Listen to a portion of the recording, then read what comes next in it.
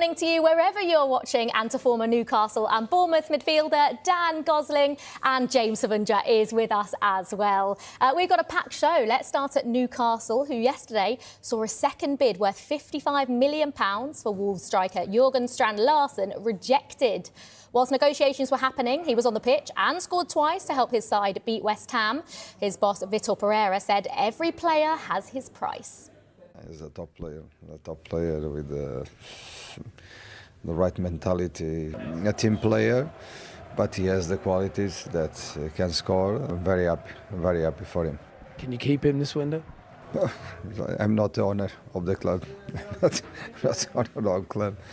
He's an important player for us, we'll see.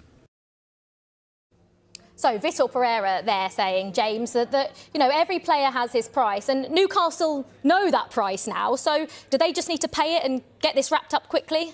It feels that way because of the situation that Newcastle are in right now. That first bid was 50 million, second bid went in yesterday for around 55 million. Newcastle need to sign a striker who can play for them against Leeds this weekend because Alexander Isak isn't going to be on the pitch. Anthony Gordon is not going to be there either. So the only central option they have in terms of recognised forwards are William Asula, who's got 2 Premier League goals.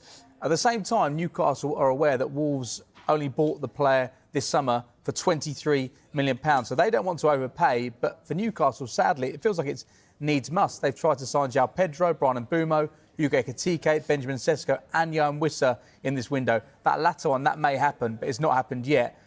And clubs like Wolves know that Newcastle have the money to spend because they agreed that deal with RB Leipzig to sign Sesko for more than £60 million. And ultimately, when you look at Strand Larsen's goal record last season, he got 14 in the Premier League. It's very close to what Ekitike got and what Sesko got in the Bundesliga last season. I'm not saying they're the same level of player, but they might be based on what we saw last season. So we're not sure how good Jorgen Strand Larsen can be. Is he at his peak or can he get better and better? Could he be worth 60, 70 million pounds? So Wolves are in their right to demand a big fee, especially when you consider some of the outgoings there this summer.